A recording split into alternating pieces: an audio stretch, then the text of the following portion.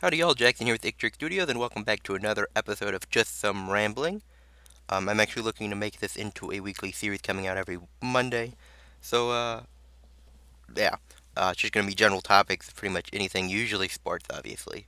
And that's what today's is. I'm just going to talk about a couple games from the last week of college and pro football, and then the Antonio Brown situation, which has just been really rather interesting.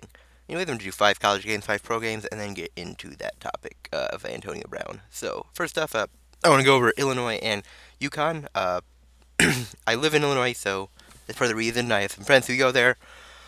Obviously, I'm mostly interested in Brandon Peters because as a Michigan fan, it's always interesting to see how ex-players do. Honestly, right, how he's performed to start off the season, I'm thinking maybe we let the wrong person go. Maybe we should let Shea Patterson go. Because Brandon Peter came out well, 24 of 35, 227 yards, 4 touchdowns and an interception.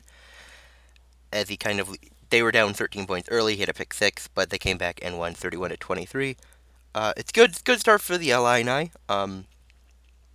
Obviously they're probably still not going to have the greatest season, but they've started off 2-0, and that's all you can ask really. Hopefully they can get to bowl eligibility this year, for the first time under Lovie Smith. UConn obviously isn't that hard of an opponent, but you know, take it. Next game I want to look at is LSU at Texas, which was obviously pretty much the game of the week, and it was a really good game. Uh, LSU coming away with the 45-38 victory.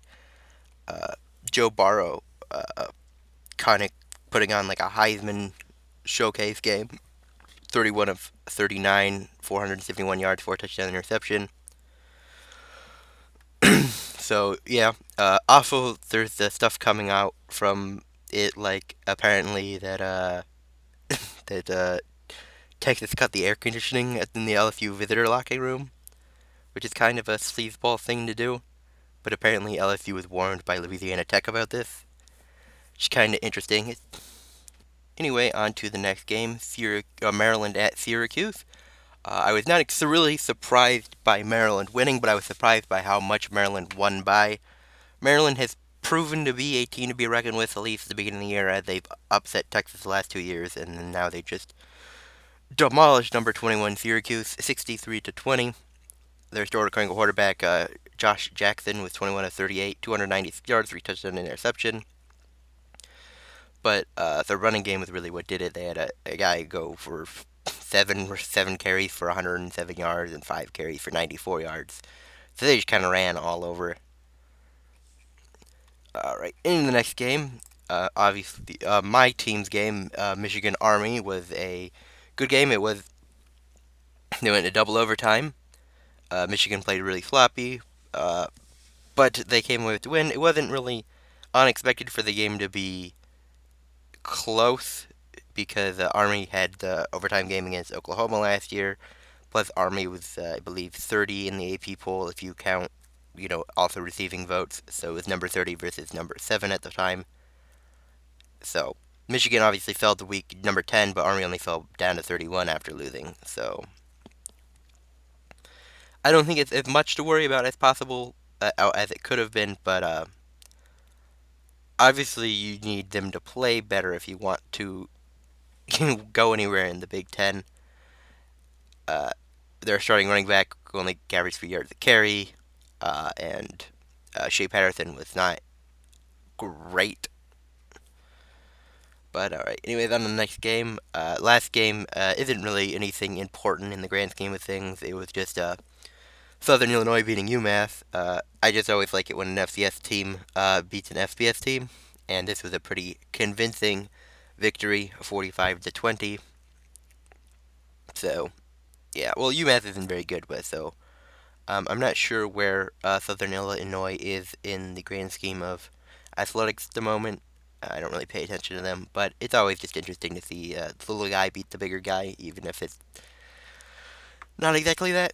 Anyways, on to the NFL, the pro football. We'll start things off with my team, my hometown team. Obviously, coming up flat, the Chicago Bears losing 10-3 to the Green Bay Packers.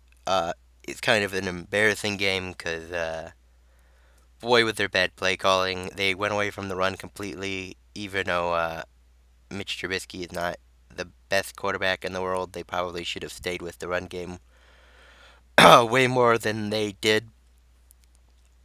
What did they? They ran the ball like 12 times or something like that. It was not very not what you'd like to see because they threw the ball 45 times. So yeah, hopefully they can rebound because they are my pick to win the division. Next game, Philadelphia at Washington. This was a actually surprisingly good game. Carson Wentz showing at least he has come back from the last injury based on his performance. And Case Keenum has also rebounded from his rather poor performance last year. Carson Wentz was 28 of 39 for 313 yards, 3 touchdowns. And Case Keenum was 30 of 44 for 380 yards and 3 touchdowns. So, yeah. Next thing, Cleveland at Tennessee.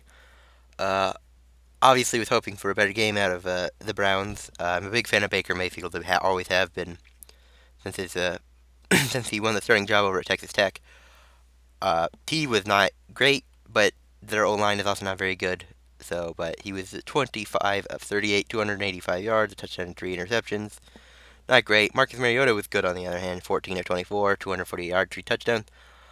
Um, right now, I'm thinking maybe the Browns should have kept their coach from last year instead of firing him to keep Freddie Kitchens because it seems like their defense has kind of fallen off, and I'm pretty sure he was a defensive guy, and that's how they won all those games. So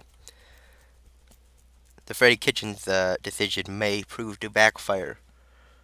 Anyways, next game, Los Angeles versus Indianapolis. Obviously, this was, a whole different thing than you expected going into the season because Jacoby Brissett obviously is starting now for the Colts after Andrew Luck's surprise retirement. Jacoby Brissett proved to be adequate. Um, Obviously, you'd have liked him to be throwing a little bit further than he was because he was 21 to 27, so that was good, but only 190 yards, 2 touchdowns. Philip Rivers was 25 to 34, 333 yards, 3 touchdowns, and an interception. Obviously, you had Adam Vinatieri just missing stuff, and that was not good. Sorry about that. So if Adam Vinatieri had not missed some kicks, they would have been in a much better situation and probably, they would have won the game because they went to overtime. So, yeah. Anyways, last NFL game I'm going to look at is the New England Patriots versus Pittsburgh Steelers. This was the New England Patriots. I was expecting them to be good, but I wasn't expecting them to be as good as they are, and now they have the even better with Antonio Brown signing. They beat my expectations. Tom Brady has obviously not fallen off the cliff yet. I didn't expect him to. I love Tom Brady. So he was 24 of 36, 341 yards, 3 touchdowns. Their defense kept Steelers in check. Brent Roethlisberger was 27 of 47, 276 yards, 0 touchdown interception. That was a pretty bad interception, too. Uh, the running game on the Patriots side was not as well as you would have liked it because Sony Michel was only was averaging like less than a yard a carry. That wasn't good, but their defense played good, and that was actually the first time I think in a while they had a good defensive start. And the new punter didn't mess up any of the field goal holding for Stephen Gostkowski, so that was good because I'm pretty sure he messed up once in the preseason once they caught Ray Allen or Ryan Allen. Sorry. So, anyways, let's get into the real big news of the week with Antonio Brown. Now that was this is kind of a whole cluster of things. Obviously, you went to the Raiders and everything kind of fell apart there. Uh, and then the last couple of days have just been crazy with the him calling Mike Mayock a cracker apparently, and then him saying was going to get suspended, and then he wasn't suspended, and then he released the video of his conversation John Gruden, which I'm pretty sure is illegal because I'm pretty sure California is not a single party consent state. But then John Gruden said, whatever, the video was awesome, which it was. It was a cool video, well edited. Um, but then a day, he apologizes or whatever, and then he's suddenly cut. And then obviously the thing we all were expecting were happened. He signs with the Patriots. Uh, I believe what it's up to $15 million, a $9 million signing bonus. And he didn't play last week, or he didn't play yesterday, which would have been awesome if he would have been able to. But obviously he's only been there for a day or whatever. Because that'd have been funny to see him play the Steelers already. But now that with him in the Patriots offense, pretty much makes it loaded because they have Julian Edelman, Josh Gordon, now Antonio Brown, and Philip Dorsett. So they are just stacked now, and then you obviously have the possibility that Gronkowski might unretire at some point. Not necessarily, but it's still always a possibility because you don't know how he's going to be without football. So you could expect Rob Gronkowski to maybe unretire like week 12 or something like that. So yeah, Patriots are fixing for a really good year. Antonio Brown is basically the definition of failing upwards.